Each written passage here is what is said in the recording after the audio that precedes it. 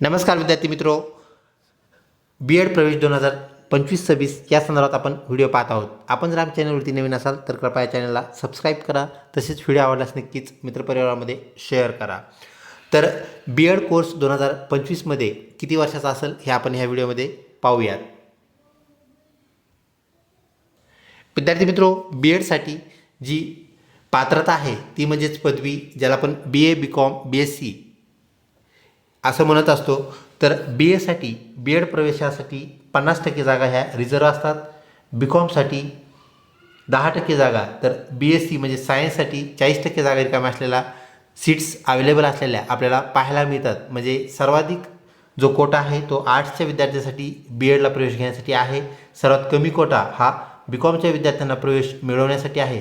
तर 40% म्हणजे 2 नंबरचा कोटा हा सायन्सच्या बी एस सीच्या विद्यार्थ्यांसाठी आपल्याला बी एड प्रवेशासाठी पाहायला मिळतो.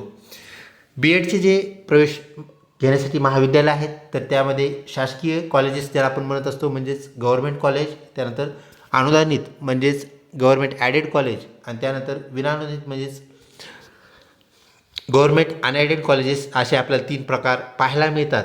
तर यात होणारे जे प्रवेश आहेत विद्यार्थी मित्रो, याला प्रवेश मिळवण्यासाठी आपली जी B Ed C E T आहे तर त्या बी एड सी ई टीमध्ये कला शाखेसाठी आपल्याला 70+ म्हणजेच 100पैकी 70+ मार्क आपल्याला सी ई टीला लागतात. तेव्हा आपला गव्हर्मेंट बी एड कॉलेजला नंबर लागतो.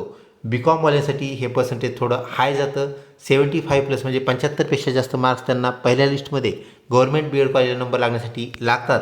तर बी एस सीचे जे बंधू भगिनी आहेत त्यांना 70+ मार्क असले तर त्यांचा नंबर शासकीय कॉलेजला लागलेला आपल्याला पाहायला मिळतो. म्हणजेच हे आपल्याला एक साधारणपणे मेरिट मागील वर्षाच्या मेरिटनुसार आपल्याला सांगता येते, पाहता येते. व्हिडिओ आवडत असल्यास नक्कीच लाईक करा. तसेच मित्रपरिवारामध्ये शेअर करण्यास विसरू नका.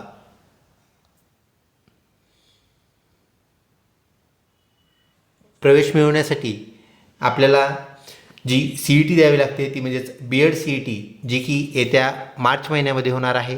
ती एकूण 100 गुणांची परीक्षा असणार आहे. ती ऑनलाईन पद्धतीने होणारी सी ई टी, ज्याला आपण C B T test, computer based test असं म्हणतो. तर कॉम्प्युटरवरती आपल्याला ती परीक्षा द्यावी लागणार आहे. कॉम्प्युटर हाताळणे या अनुषंगाने आपण प्रॅक्टिस करावी. तर यामध्ये आपल्याला बुद्धिमत्ता हा जो घटक आहे तो 40 गुणांचा आहे. यातून 40 प्रश्न आपल्याला विचारले जातील. 40 गुण त्या घटकासाठी असणार आहेत. सामान्य ज्ञान, ज्याला आपण जनरल नॉलेज जी के क्वेश्चन्स म्हणतो, त्यासाठी आपल्याला 30 प्रश्न विचारले जातील. 30 गुण त्या जी केसाठी, सामान्य ज्ञानासाठी असणार आहेत. शिक्षक अभिव्यक्ती, ज्याला आपण शिक्षक कल चाचणी असंही म्हणतो, तर शिक्षकाशी निगडीत, शाळेशी निगडीत, विद्यार्थ्यांशी निगडीत आपल्याला प्रश्न विचारले जातील.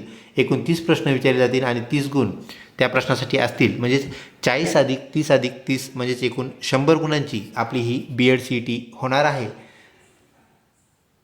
विद्यार्थी मित्रो, यावर्षी जे होणारे आपले प्रवेश आहेत म्हणजेच 2025चे बी एड प्रवेश, हा जो कोर्स आहे तो 2 वर्षासाठीचा असणार आहे. तर आपलं एन ई पी म्हणजेच नॅशनल एज्युकेशन पॉलिसीनुसार जे आपलं धोरण आहे, जे की 2026-27ला लागू होणार आहे. तर 2026चे जे प्रवेश असतील विद्यार्थी मित्रो, म्हणजे पुढच्या वर्षीची होणारी जी सी ई टी असणार आहे 2025 नंतरची, म्हणजेच 2026ची जी सी ई टी आहे त्यातून जे विद्यार्थी पास होतील तर त्यांच्यासाठी जे बी एड आहे त्याचा हा आकृतिबंध आहे. तर ज्यांचं पी जी झालेलं आहे पुढच्या वर्षीच्या विद्यार्थ्यांसाठी 2026साठी, तर त्यांच्यासाठी बी एड हे 1 वर्षाचं असणार आहे. ज्यांचं पदवी झालेलं आहे म्हणजेच डिग्री झालेली आहे बी ए, बी कॉम किंवा बी एस सी, त्यांच्यासाठी बी एड हे 2 वर्षाचं असणार आहे. तर जे नुकतेच 12वी पास झालेले विद्यार्थी आहेत तर त्यांच्यासाठी बी एड हे 4 वर्षाचं असणार आहे. तर बी एड हे 4 वर्षाचं कसं, त्याला आपण इंटिग्रेटेड बी एड असं म्हणत असतो. तर B A B Ed, B S C B Ed आपण ज्याला म्हणूया, तर ते 4 वर्षाचं असणार आहे. म्हणजे 12वीचे जे पास झालेले विद्यार्थी आहेत बी A, B com, B S C, ज्याला आपण आर्ट्स, कॉमर्स आणि सायन्स म्हणतो, तर त्याचे जे विद्यार्थी 12वी पास झालेले आहेत तर त्यांना पदवी म्हणजे 3 वर्षाची पदवी डिग्री अधिक बी एड असा आकृतिबंध आपल्या राष्ट्रीय शैक्षणिक धोरण, ज्याला आपण म्हणतो म्हणजेच नॅशनल एज्युकेशन पॉलिसी म्हणजेच एन ई पी, जे की 2020ला लॉन्च झालेलं आहे परंतु अद्याप ते लागू झालेलं नाही, तर ते 2026ला लागू होणार आहे. ही गोष्ट आपण लक्षात ठेवा. म्हणजेच आपली येणारी जी B Ed C E T आहे त्यानंतरची जी सी ई टी आहे त्याच्या पुढच्या वर्षीची सी ई टी आपण त्याला म्हणूया. तर 2026ची B Ed C E T, यामध्ये पी जीच्या विद्यार्थ्यांसाठी बी एड जे आहे ते 1 वर्षासाठी आहे. यू जीच्या विद्यार्थ्यांसाठी म्हणजे यू जी पास विद्यार्थ्यांसाठी ते 2 वर्षाचं आहे. आणि 12वी पास ज्याला आपण HSC पास म्हणतो, तर HSC पाससाठी BEd हे 4 वर्षाचं असणार आहे. तर लक्षात घ्या, आपल्याला आगामी येणारी जी CET द्यायची आहे मार्च 2025ची, त्यासाठीचं BEd मात्र सध्या आपल्याला 2 वर्षाचं आहे. ज्याचं PG झालेलं आहे त्याला पण 2 वर्षाचंच BEd आहे.